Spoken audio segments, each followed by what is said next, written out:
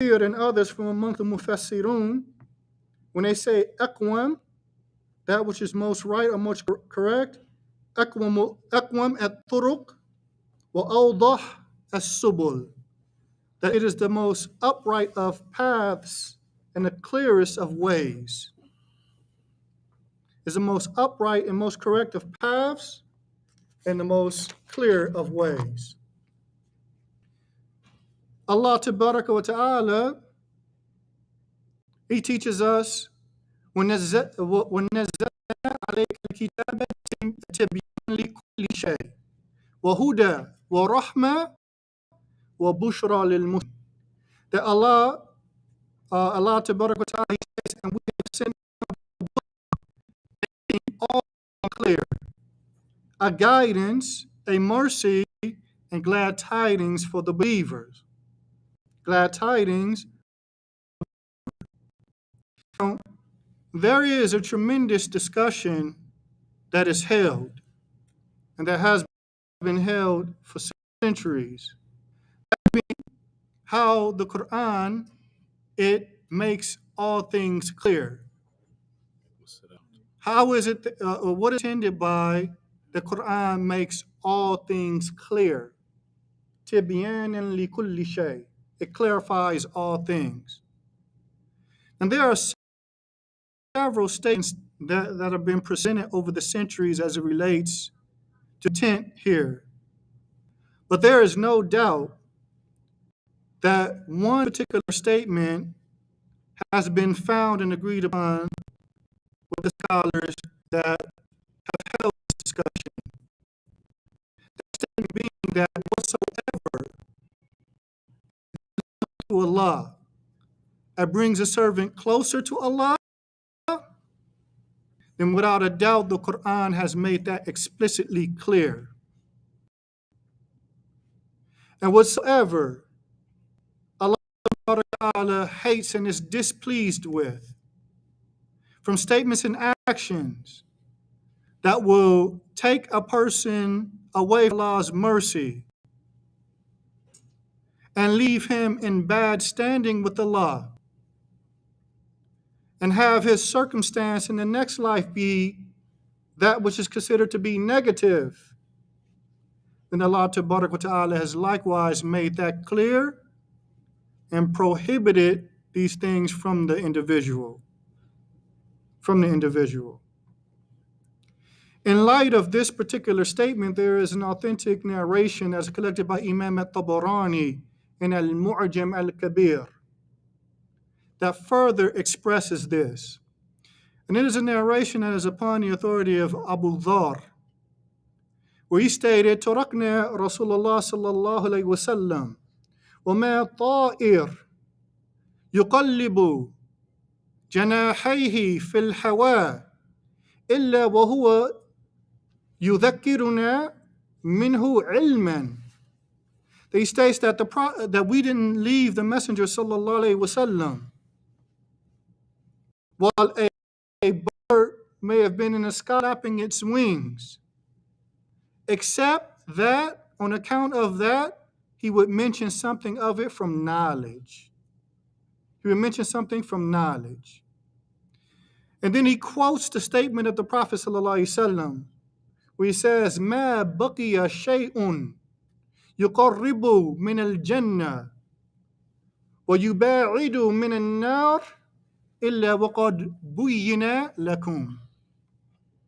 He stated that there isn't a thing that remains that brings one closer to the paradise and distance him from the fire, except that it has been made explicitly clear for him. Except that it has been made explicitly clear to you all. In that regard, there is no doubt that the Quran, yani tibyanan li kulli shay, that it makes all things clear.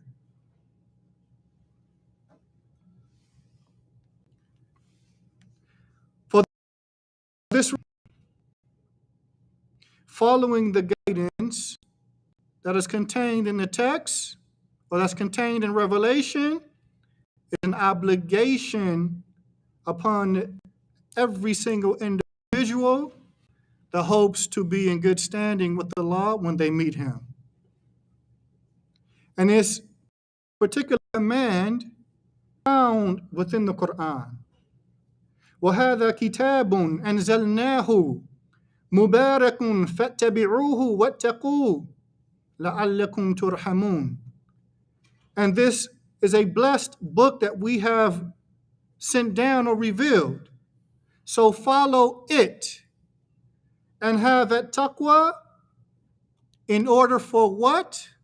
In order for you to receive mercy. In order for you to be dealt with mercifully. Yani in this life and in the next life. In this particular verse, there is a fi'lul amr, a verbal command. And the asl, al-amr yaqtadi al-wujub, that the command necessitates obligation. The command necessitates obligation. Likewise, we find in this particular verse that it's the following of this text, that the very reason for the following, لَعَلَّكُمْ تُرْحَمُونَ. This la'alla, as Shaykh Muhammad ibn Salih al-Uthaymeen stated, when you find this in the text of the Quran and the Sunnah, it's used from the perspective of showing a reason, a illah, لَعَلَّكُمْ تُرْحَمُونَ, that why should you follow it in order for you to receive mercy.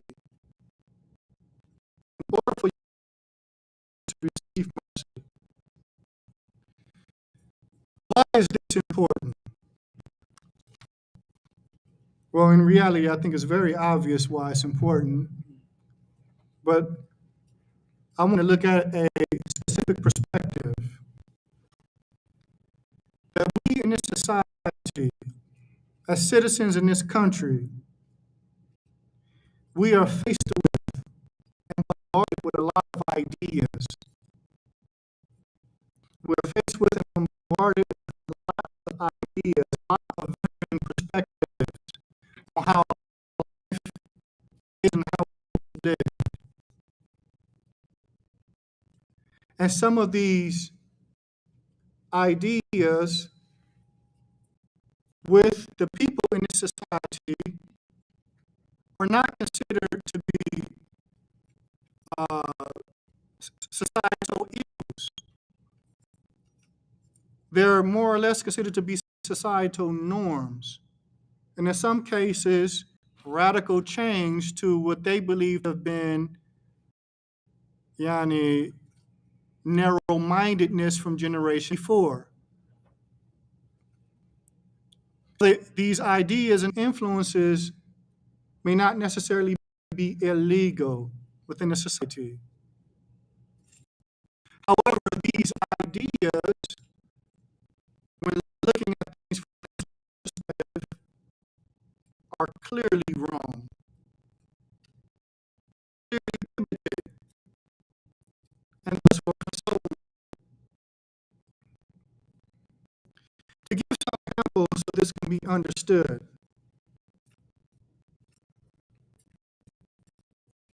We now have a discussion within society about legalizing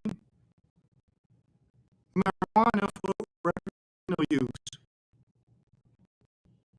And there's a push to have that activity looked at in a positive light, not in a negative sense. We have politicians for this. This is an example of that is around society today. The idea, same-sex marriage, and that is something that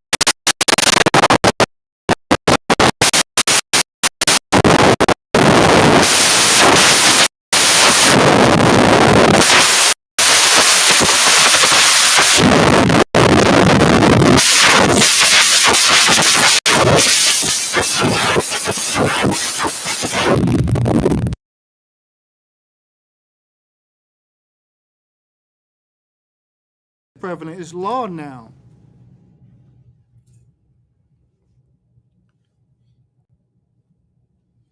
We have things that are more closely related to culture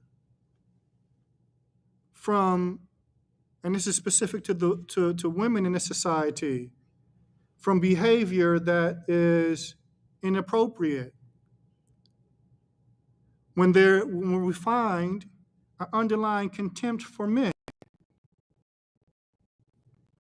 or femininity or entitlement. We saw this in one of the election cycles where the guy, he was Norman, a politician. I think he's a senator now.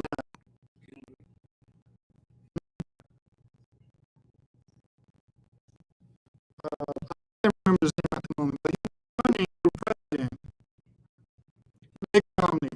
Okay.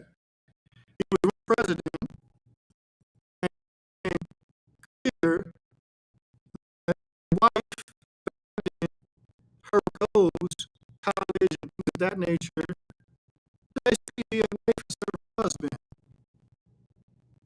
Basically, be a way for her husband. So the women in the news have influenced news personalities. They made a big uproar about that. Looked at that as negative. I remember seeing one say this is in 1800, and thus forth and so on. So we have these types of ideas from that perspective prevalent in a society. And as a result, marriage is on an all-time low here in the society partially because of that type of thinking. Likewise, we have the thug culture. The thug culture that has been a means to lower people that once had strong moral, a strong moral sense of the world. The thug culture glorifies lowly action, statements, lowly behavior. But how many men, especially in inner cities and or urban areas, when I say men, meaning young men, are affected by this?